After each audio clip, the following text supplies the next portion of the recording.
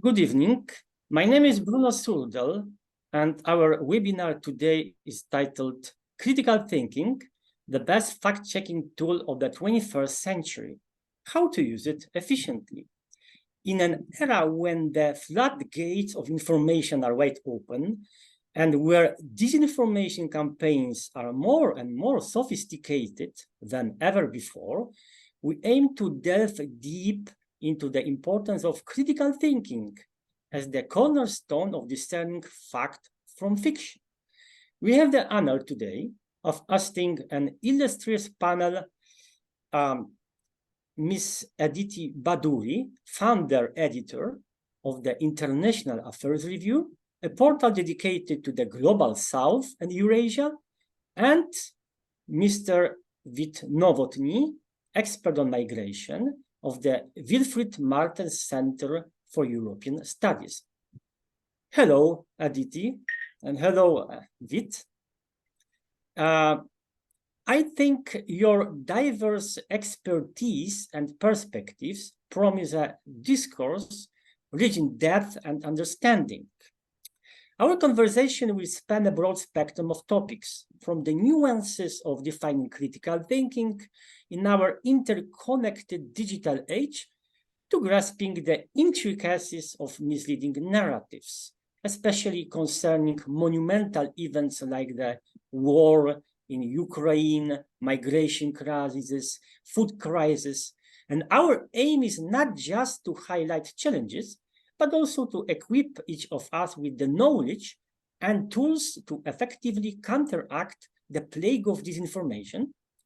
To conclude this introduction, I want to acknowledge that this webinar is organized within the grant entitled Polish Experience in Combating Disinformation, Inspirations for the Western Balkans, which is the public task financed by the Ministry of Foreign Affairs of the Republic of Poland within the grant competition Public Diplomacy 2023. Okay, let the discussions begin. First, I have a general question, general issue and problem.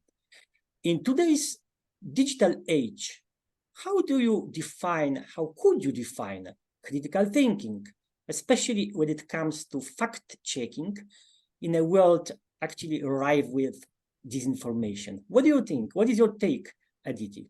I would think that critical thinking is to understand, to sift, to have the ability to understand what is a fact from propaganda or from fiction, from exaggeration.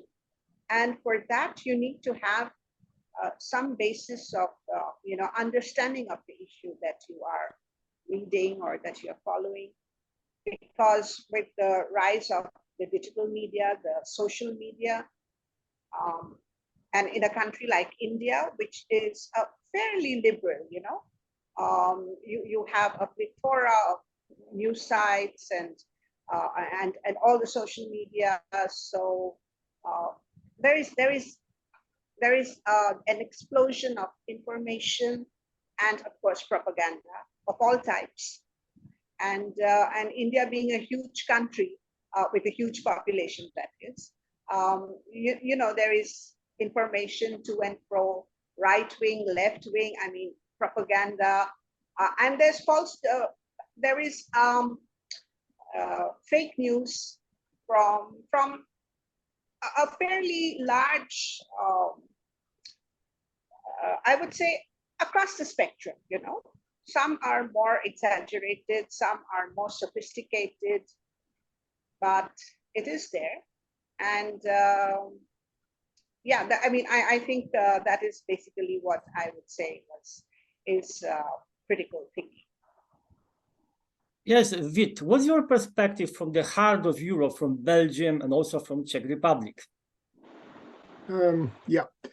I would say in general, critical thinking consists of relying on evidence and drawing your own conclusions from the available facts, not relying on other people's opinions necessarily, or being able to check other people's opinions before adopting your own.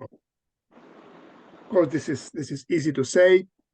We live in a complex world, which seems to be increasingly complex, and finding reliable evidence and understanding it is becoming more and more of a challenge for ordinary people and experts like myself.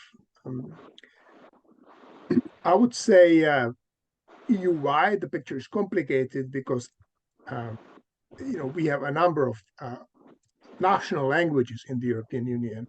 There is not one language that everybody would speak in the EU, so the picture differs from one country to another, and there is a lot of fragmentation. There is a lot of national scenes, national situations which are different from one another.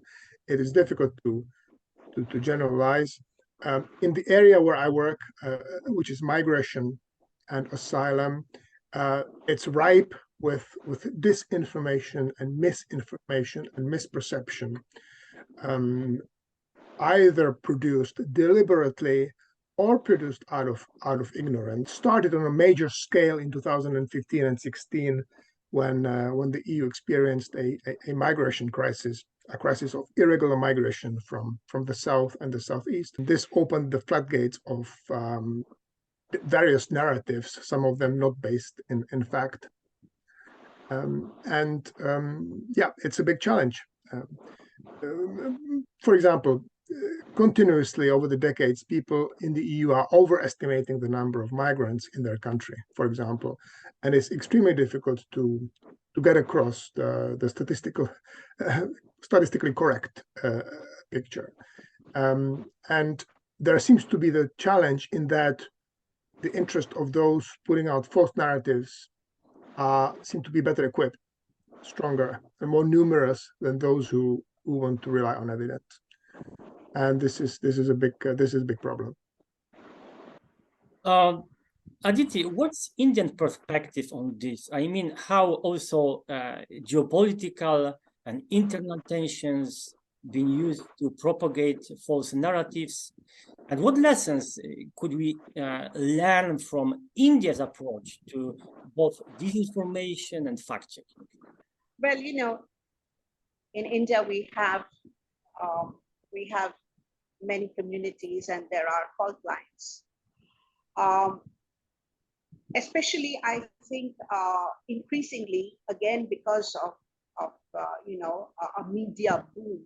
I mean, this is not just social media, but you have hundreds of channels. And as our Brussels colleague said, we are also a multilingual country. So in different languages, FM radios, YouTube channels. And I mean, everyone today is becoming a reporter, a journalist, not just sitting in their homes, sitting in their bedrooms with just a mobile phone. So yes, a lot of fake news, unfortunately, has even led to the deaths of people. There is no unified approach to it. There is no specific government rule or law to deal with fake news as such. What we do have is we have laws against disruption of public order. We have laws against creating enmity between communities. We have law against social disturbance. So in a very ad hoc manner, some of these laws may be applied. What publications do is that they tend to have their own fact-checking mechanisms. And we also have websites or digital outlets which are dealing with one is called Alt News, for instance, which have made it the objective is to find what is fake news and to highlight that this is, because very often videos from some past event is circulated as current, like maybe there is something recently in our Northeast we had a lot of violence, unrest between two communities, and there were videos circulated that these migrants are coming from Myanmar and, adding to it. So these were videos from a previous, some kind of a previous event. And this, of course, exacerbates the situation. From time to time, the Ministry of Broadcasting and Information can undertake surveys, and they can maybe ban some, say, like YouTube channels which are propagating fake narratives, false narratives. There are also social media outlets like Twitter, Facebook. They have their own. They also sometimes they collaborate with the government to eke out certain misinformation, or they identify certain handles which are from propagating such fake news, and then they might just ban them. Facebook has its own agreement it has entered with. So these are some of the, and as I said, that publications themselves, like I know our national daily Hindustan Times had a tracker, hate tracker. So for tracking what were the messages, what were the hate videos, in the propagation of hate. So these are individual mechanisms that are followed by separate entities. There is not as yet any unified across the board mechanism. Yes, thank you. Now, in Europe, we are in the midst of the war, first time since decades. I mean, the Russian invasion of Ukraine, Russia-Ukraine war. And for sure, there's much disinformation about this war and many narratives. What do you think, how this disinformation, maybe disinformation campaigns from abroad and from outside the European Union, have they shaped narratives in Europe about the war or not? And how we can counteract, what tools we can use to effectively fight this disinformation?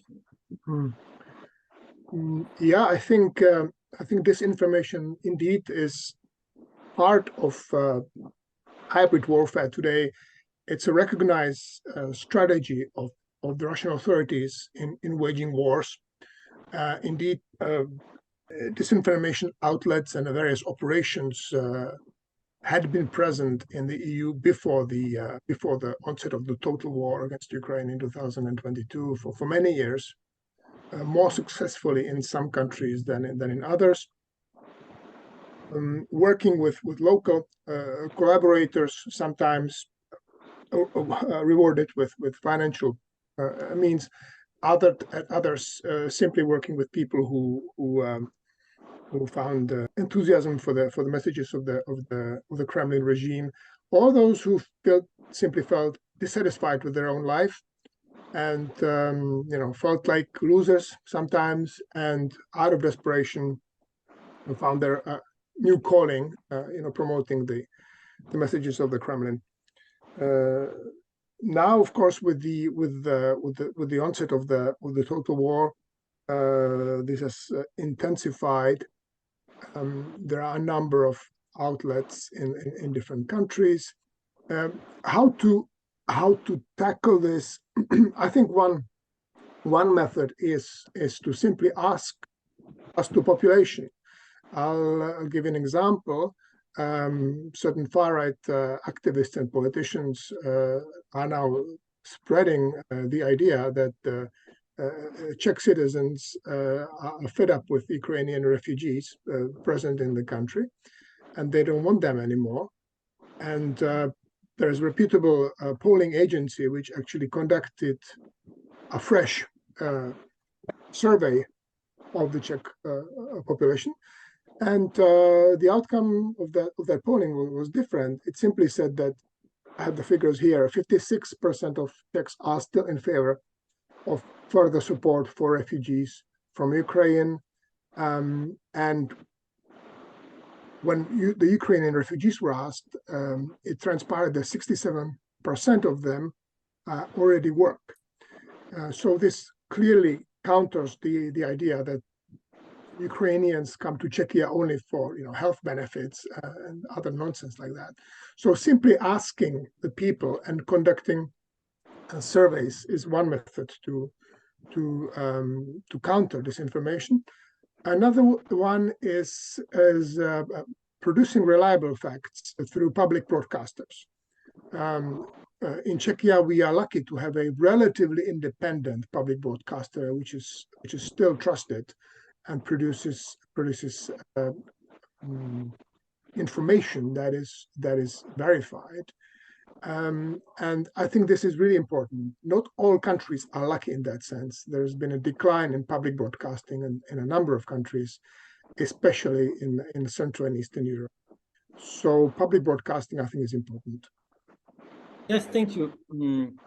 Aditi, what's your thoughts and insights about this? Because Indian perspective on the Ukraine war is completely different. Yes, there's so many perspectives, but all of them I think are completely different than European ones. So what would you say to this and comment what Vit has said and what Indians think? Okay, so here we see when it comes to if specifically the war in Ukraine, or let's say any major international event which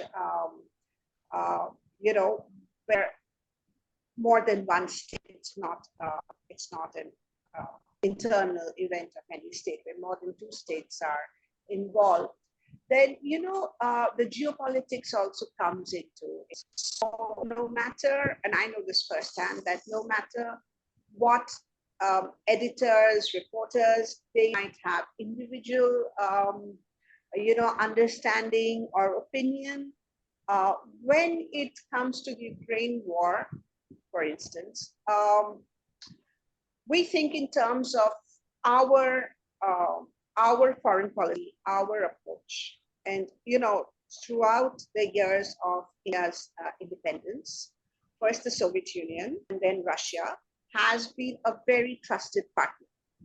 And even though we have very good relations with the US now, with the Western world, but in the initial years, it was not so good. In fact, there are some bitter memories also, of American nuclear armed warships entering into the Bay of Bengal, threatening. Yeah. And as a vestige of Western colonization, I think, Indians by and large, at least still the generation which is making framing policy, are a little skeptical about the West. So, as I said, that no matter what their individual opinion or understanding, the media too takes more or less a neutral stance. But of course, we publish, Reuters reports and AP, and we have BBC and CNN and Al Jazeera. So people have access to both sides, but we think that both Ukrainians and the Russians, they don't really have free media as such. So, but we also have access to, atrocities being committed on each side, and we do have because I personally know her. We have this. She's Indian origin, but she has made Ukraine her home, Kiev her home for many years. By the way, I studied in Kiev for some years. She has taken a very pro-Ukrainian approach, and she is writing freely in the Indian media. But there is no pressure as such on the government to change its approach. As you may have noticed, the Indian government has taken a so-called neutral approach.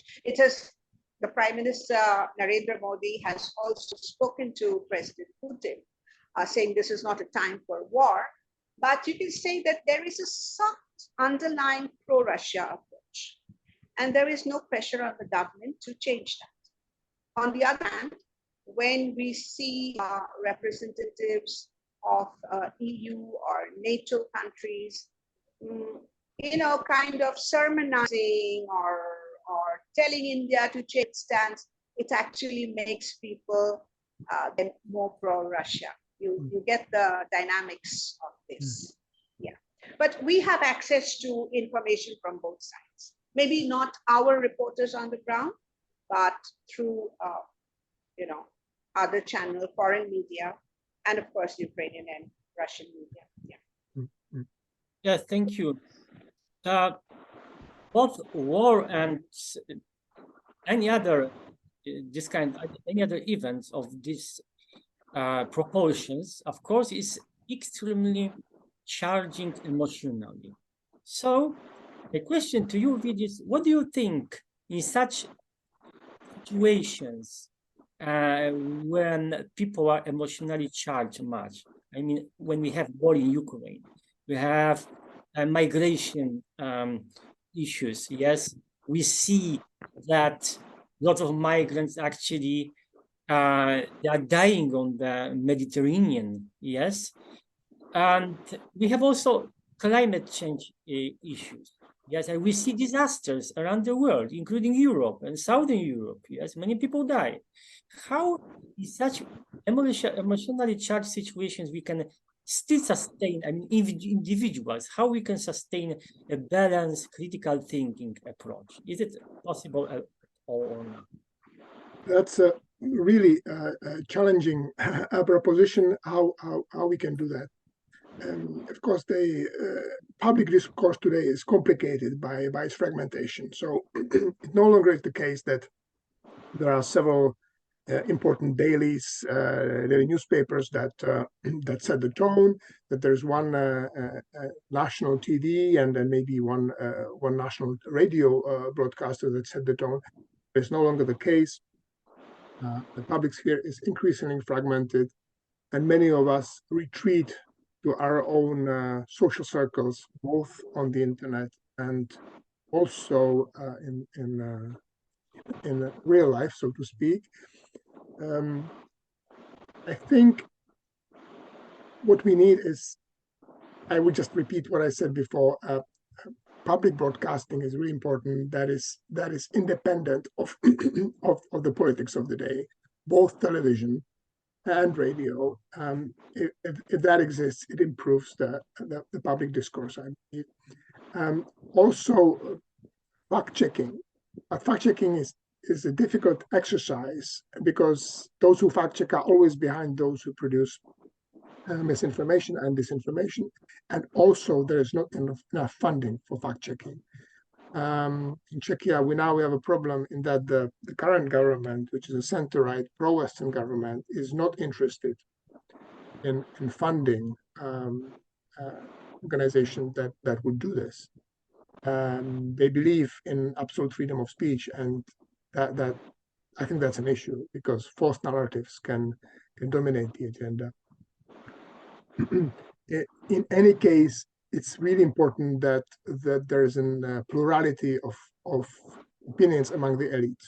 So the country is in trouble when its leaders don't allow alternative views, irrespective of the fact that facts should be respected, but views should be plural. So I don't know how we can achieve that. At an individual level, I think it's important that people at different walks of life try to speak from others, with people who don't necessarily agree with them. And and when one sees that another person is obviously a victim of fake news from Facebook and so on, at least try to introduce a different perspective. Not to try to persuade the other person, because that's not going to work, but show that there is a different way that things can be perceived.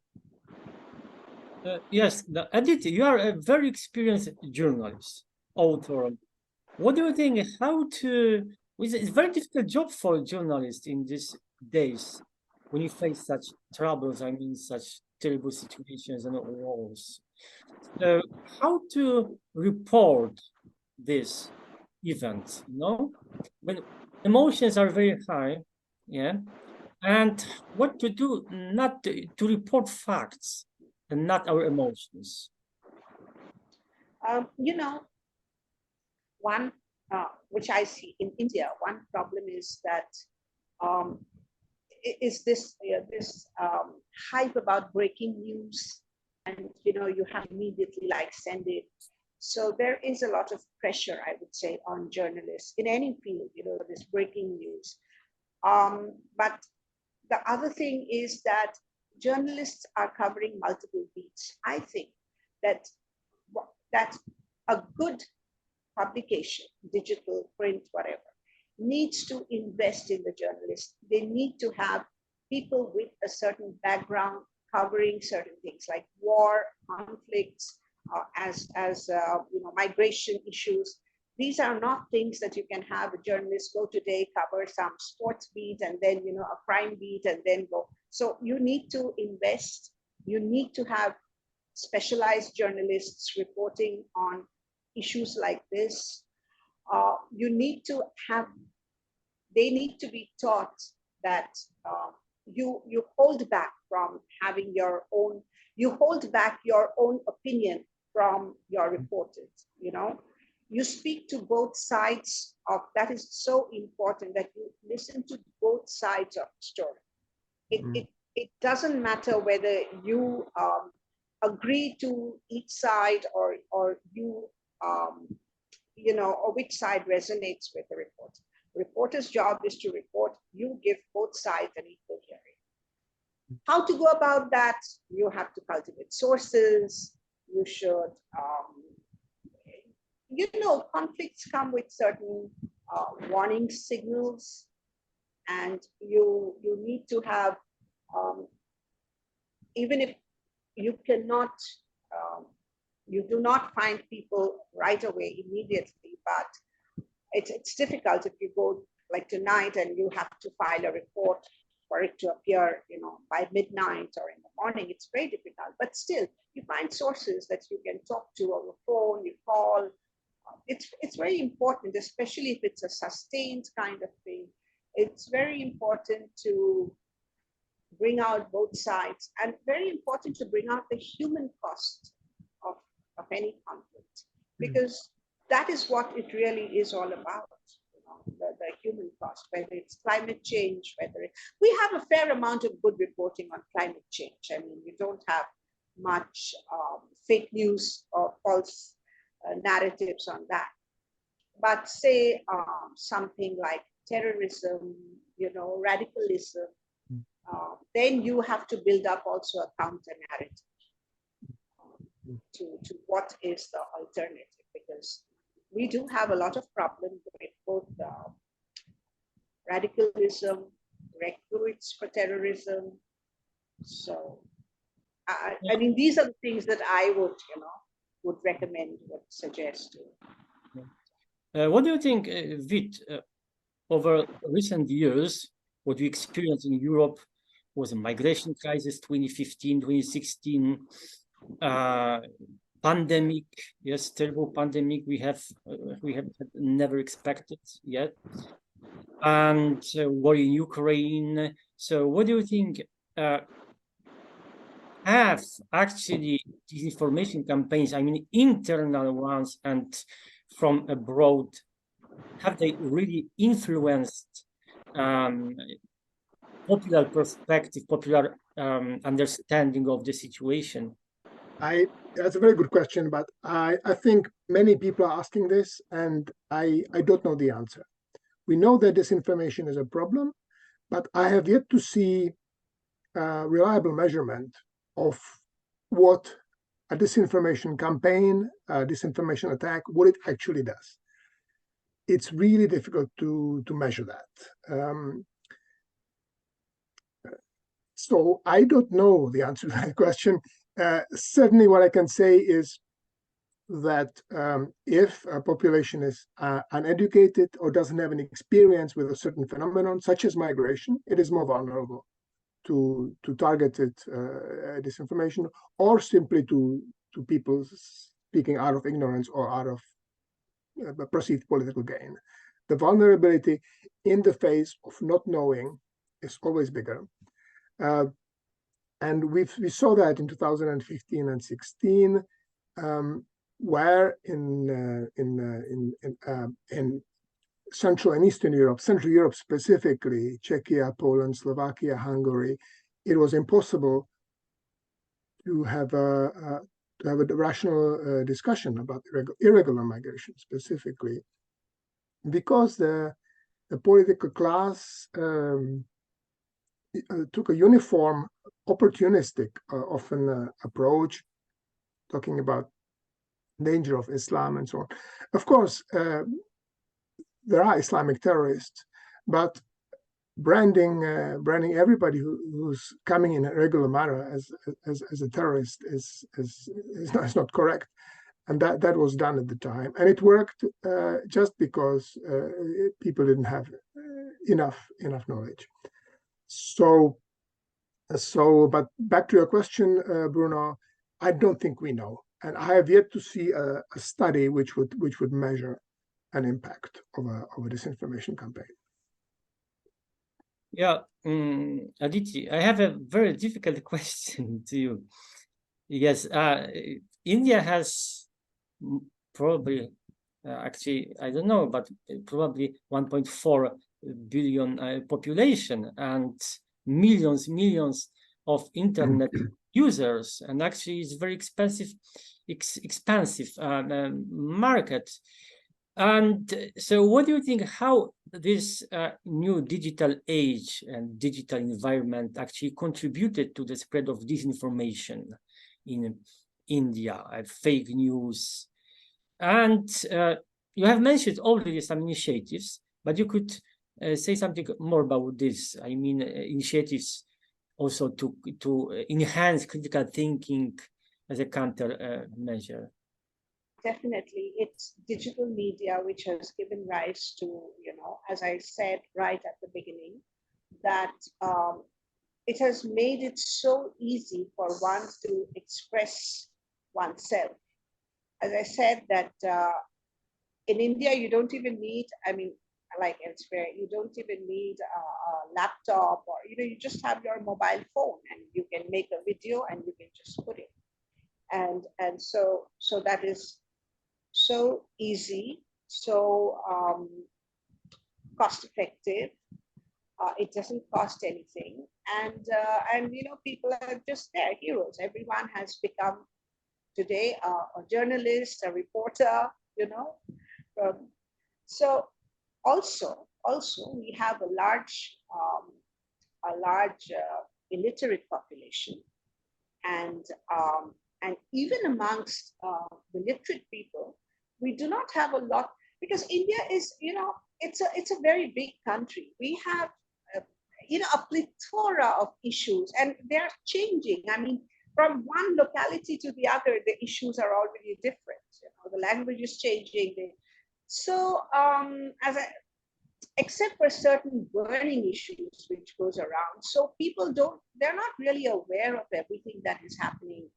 Say what is happening in Delhi. I mean, in Lucknow, they might not know. In Calcutta, in Mumbai, they might not know. They have their own, even the climate changes. In one place, we have drought, and in the same place, at the same time, in a different place, we are having floods. So this has, and relative freedom also, even though the government has the right to suspend this, put an internet ban if there is any disturbance in any area or any town, city, like they did in Kashmir 3 years ago. They also have the ban on, on sending SMS if there is a violence breaks out somewhere. So the government can just halt SMS services, because so much of propaganda is also done on the messaging system. You just spread a false news and it goes around. Another change that, it's the WhatsApp. WhatsApp is now, we are allowed to send a message to only 5 people at a time. I don't know how it is in Poland, but this is also one of because so very often fake news, false news, and incitement to violence has happened through WhatsApp messages. So all of this, you're sitting here and I can just send this message to people across India, that so-and-so, such and such community is in danger, go out and defend it. You know what it does. So this has definitely given rise. We also have a lot of propaganda from foreign countries, I must say, from across the border, and also using fake handles, Indian handles, but we know it's coming from other countries, propagating a falsehood, trying to cause tensions between countries, between India and other countries which it has good relations with. So there is all kinds, and the government is actually right now, I mean, just in the most recent session of Parliament, the government has been floating some new bills to criminalize the spread of fake news. Let's see what happens. It will take time. But apart from that, we have like local campaigns that, say, the police does with in association with NGOs. We also have a plethora of NGOs, hundreds of NGOs working. So they would also do some kind of, awareness raising, fact checking, fact finding. If there is some disturbance breaks out somewhere, a group of concerned responsible citizens would go do a fact checking on the ground, then come and, kind of disseminate that information. So, as I said, it's very, very important to find out what is the information, very important to sift opinion from information also, because the way we have unchecked, unfiltered news, opinions, analysis, it's really very difficult to get lost, especially if a person is not, let's say someone from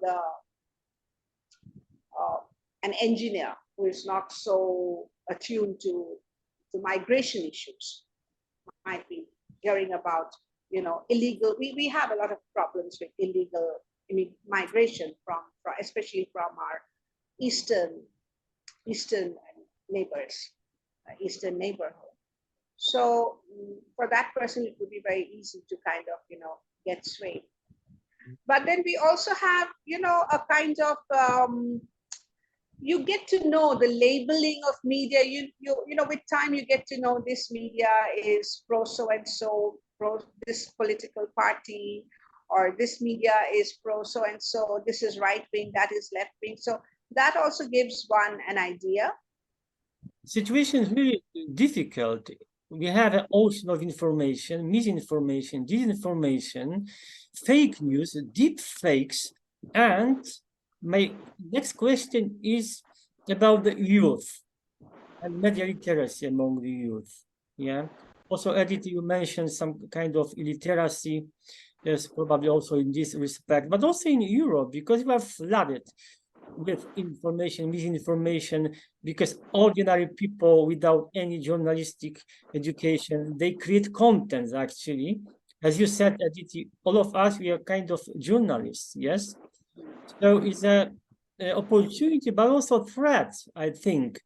And how to deal with this, and how to educate younger generation, yes, to consume the news, especially from social media, responsibly, because and also to consume in this way that they are not poisoned with what they consume, and because they are prey, they're easy victim of misinformation and also disinformation. So what to do in this situation? Because we cannot take smartphones from our kids, is almost now is impossible, yes, because a completely new generation, they grow up with smartphones, yes, they grow up with all the applications, social media applications. So what to do, how to deal with this? Indeed. I think the role of education is really important here. I think in the EU, our education systems are not necessarily up to the task, certainly not in all the member states. Some of it has to do with the simple facts, such as the teacher pay, how much teachers bring home with their salaries, which is pretty bad in some of the countries. It brings itself, the quality of people that the education system attracts. And students, pupils who are not well educated are more easily falling for lies that are spread on social media. A well-informed person, I think, has the ability to filter what comes to them more successfully, not completely successfully always. And I think there should be classes in social media literacy. It's really important today. I don't think that's very widespread in the EU, but I think it should be, given the importance of mobile phones and computers today. Young people, children should be much better educated in how to check the facts, how to find primary sources when a person is cited or referred to, going to the original information and finding what that person actually said, and so on. Looking through documents, looking through documentary evidence. I think this is important, and a lot of work has to be done on that front. Yes, Aditi, what's your take from Indian perspective on how to save youth from all this, misinformation, disinformation, how to educate them, what to do when we are flooded actually with the ocean of I don't know how to call it, information. Very often it's no information. Yes, what to do? Yeah, I agree with that. There is a lot of work to be done. As I'm sure in other countries also, in India, even, the political parties also have their so-called information cells, which also propagate a lot of disinformation. Sometimes it's even harmless, but, it's, and then, you just kind of provoke people, especially teenagers on the internet. And if it's something pro-India and someone says, no, it's not true. For instance, there was this news going around a while ago, some years ago, that the Indian national anthem has been judged the best national anthem in the world by the UNESCO, which was it was fake news. And of course, and if anyone tried to counter it, you would be called, oh, you're an anti-national. So, stuff like that. But we do have a lot of, we do have media houses. We do have media institutions working on this. We do have, as I said, because, there was a time we had a lot of problem with radicalization of youth, and it was happening all over the internet. So the police together with the parents, with the, they set up like locality cells. With mothers especially, a lot who, many of them whose sons had migrated to foreign countries to join radical groups.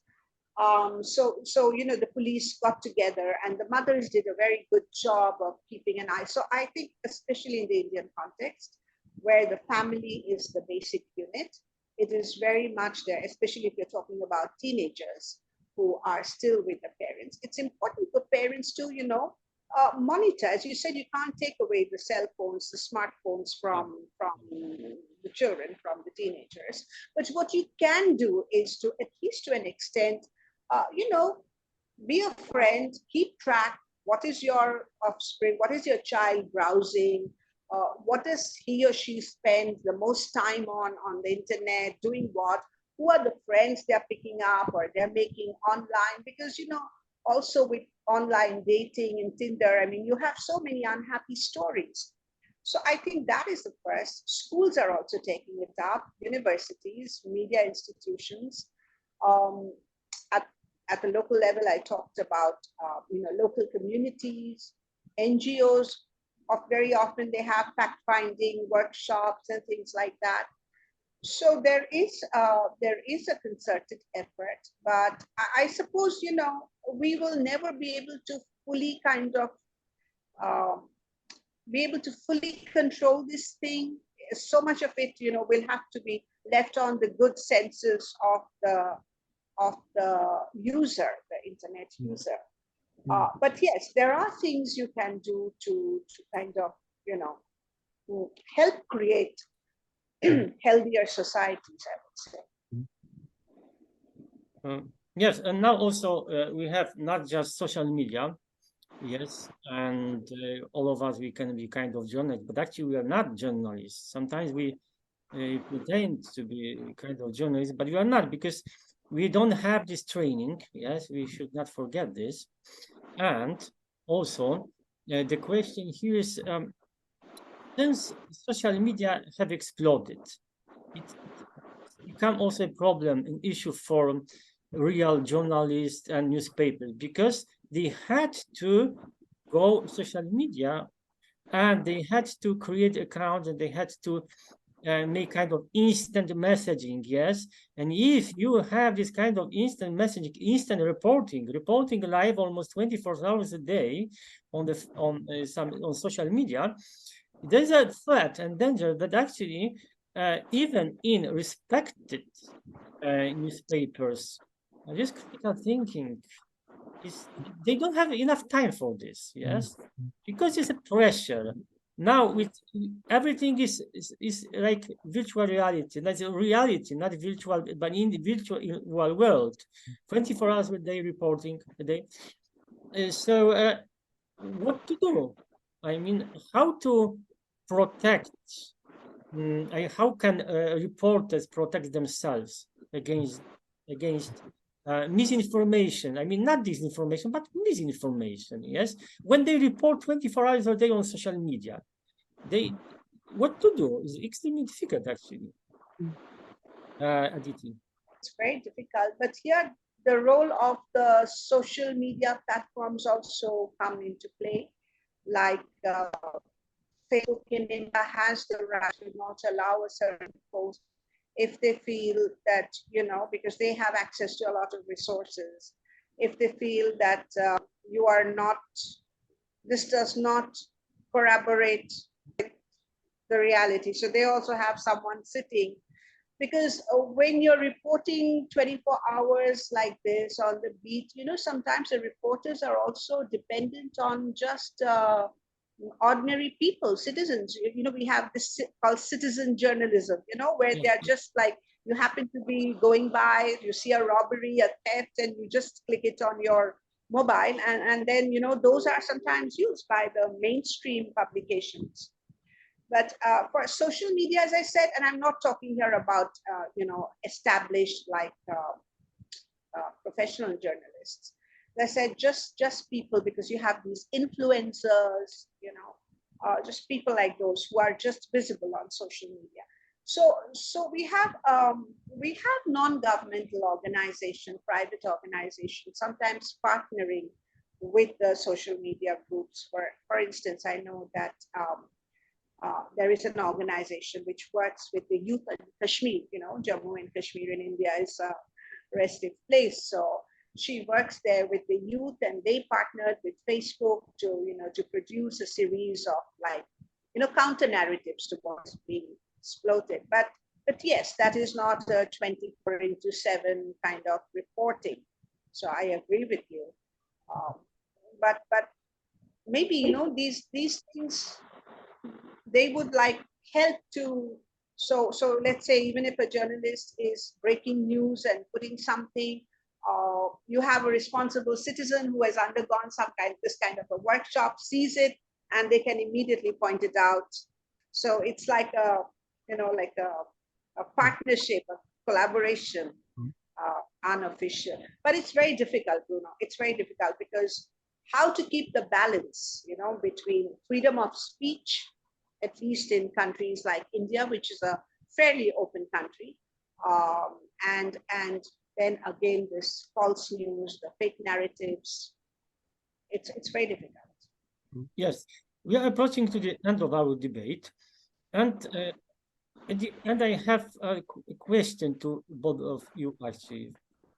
What do you think? What are, let's say, ABC or principles of responsible consuming of information, or rather ABC of critical thinking? Most basic thing for us, for audience, because young people will listen, will watch us, and also other people. What can we tell them? How protect themselves against disinformation? Just in very, very basic ideas. Please. Yeah, thanks, Bruno.